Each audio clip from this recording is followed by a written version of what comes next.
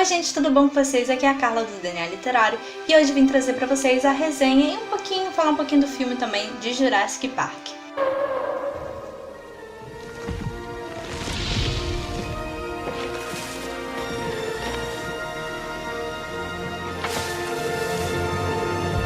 Eu terminei de ler Jurassic Park do Michael Crichton e é um livro que eu já estava há muito tempo querendo ler porque eu amo Jurassic Park. E assim, tava muito tempo no minha estante, eu não sei porque eu nunca peguei pra ler, mas agora terminei de ler e vim trazer aqui a minha opinião sobre ele pra vocês. Jurassic Park fez parte da minha infância, eu lembro até hoje que eu era pequena e assim, eu ficava esperando meu pai, que ele ficava consertando o carro na garagem.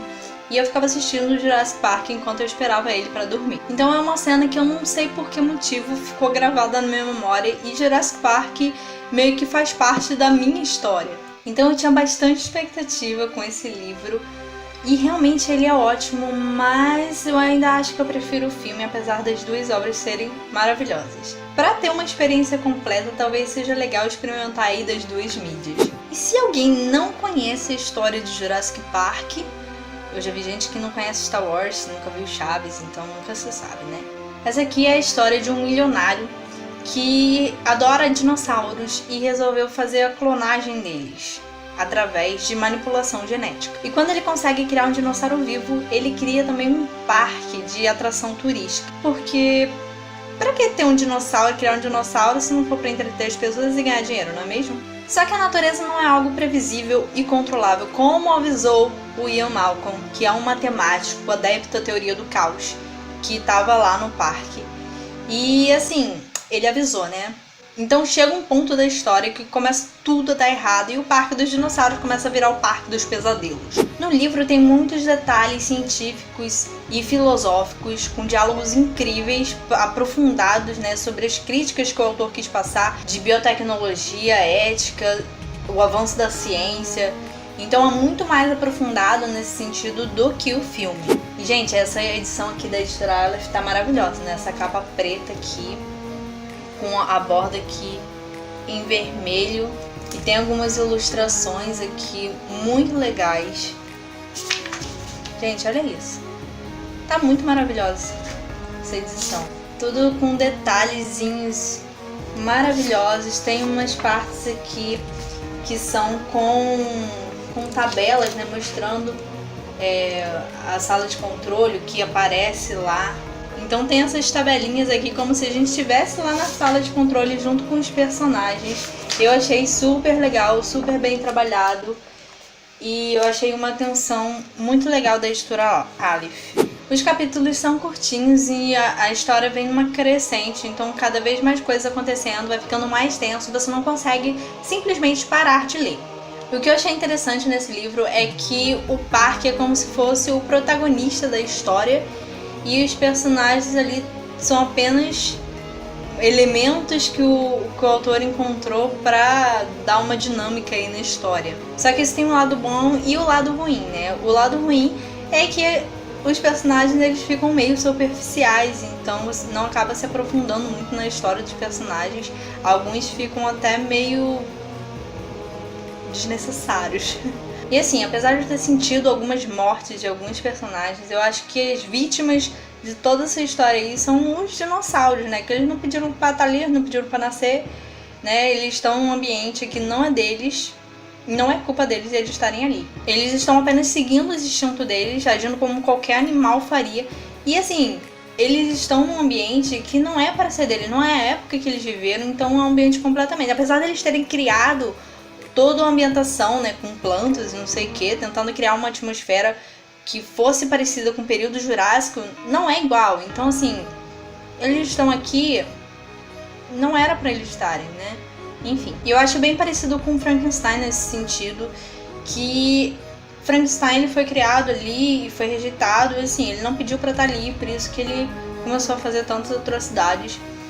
E eu falei mais dessa semelhança de Frankenstein e Jurassic Park num vídeo super especial, com muitas informações sobre Frankenstein. Vou deixar aqui nos cards se vocês quiserem assistir. Essa história foi criada justamente na intenção de fazer uma crítica, né, à biotecnologia e à ciência que estava em evidência no final do século XX, que foi quando o autor escreveu esse livro. E ele é bem claro em alguns pontos sobre a irresponsabilidade dos cientistas de querer mexer com coisas que eles não deveriam.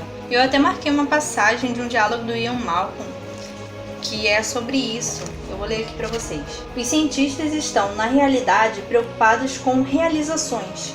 Então, estão concentrados em descobrir se podem fazer alguma coisa. Eles nunca param para se perguntar se eles deveriam fazer alguma coisa. Então, assim, essa é apenas uma das coisas que o Malcolm diz e que me fizeram refletir muito em muitos aspectos. Uma coisa que me incomodou um pouco foi a falta de representatividade feminina no livro. Só tinham 2 mulheres.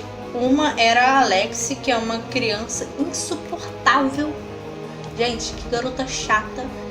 E ela era muito, assim, inverossímil com a realidade, sabe? Tinha uns momentos, assim, que não tinha nada a ver ela fazer certas coisas. E ela só queria estar ali implicando com o irmão. Nossa, gente, que garota chata. E a outra é a Ellie, né? Que é uma paleontóloga, ela é especialista em botânica do período Jurássico. E ela, assim, é meio objetificada, né? Com shorts curtos, não sei o que. O autor descreve que ela era uma mulher bonita e que os homens olhavam e tal. E por ela estar inserida num ambiente que era predominantemente de homens, então acho que isso contribuiu também para ela ser objetificada. Mas eu acho que também foi uma espécie de crítica, né? Eu vi desse jeito, porque as mulheres no meio científico, elas são vistas justamente assim, né? Como, apesar delas serem ótimas profissionais, elas são vistas apenas como um rosto e um corpo bonito. Tem uma cena no final do livro que eu fiquei extremamente irritada, que o cara pergunta pros 2 homens que estão ali se eles estão no comando, aí olha pra Ellie e fica quieto, tipo, não pergunta se deduz já que ela não está no comando. Nossa, que raiva que eu senti nesse momento. Mas enfim, no geral os personagens eles são bem superficiais, então eu acho que no filme eles são mais humanos, sabe? Bem, o livro é uma leitura rápida, apesar de ter mais de 500 páginas, né? Mas ele é um livro que você precisa prestar atenção na hora da leitura, porque você pode se perder em alguns momentos, já que ele tem muitas teorias aí, matemáticas, filosóficas, então você pode se perder um pouco se você não prestar atenção. Então assim, o livro ele tem muitas passagens legais e tem muitas reflexões aí, eu gostei bastante disso. Realmente me fez pensar no que a ciência é capaz, no que ela deveria mesmo focar, né, em vez de tentar criar coisas que não deveriam existir. A adaptação, sem dúvida, é mais convidativa. A produção do Steven Spielberg é uma obra-prima, aliás, quase tudo que ele faz é uma obra-prima, né, enfim. Mas tiveram algumas coisas no filme que eles mudaram que eu não entendi muito bem o porquê.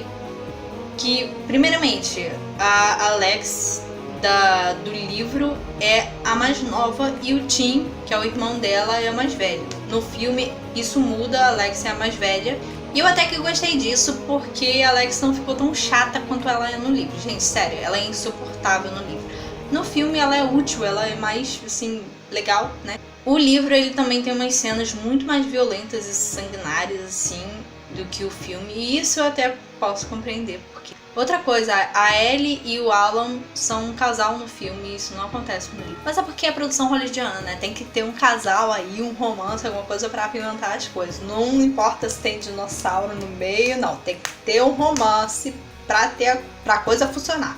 E o filme tem uma pegada muito mais Disneylandia aí pro parque dos dinossauros do que o livro, que é uma pegada mais séria, né, mais científica da coisa. E o Raymond foi o que mais me surpreendeu, porque no livro ele é o vilão, bem sinistro assim, né, malvadão. E no filme ele é mais simpático. Então isso me surpreendeu bastante, já que eu vi o filme antes de ler o livro. O bom do filme é que é uma produção para a família toda assistir, enquanto que o livro é uma pegada mais adulta, mais reflexiva, né? E para coroar aí a adaptação, John Williams criou uma das trilhas sonoras mais icônicas da história.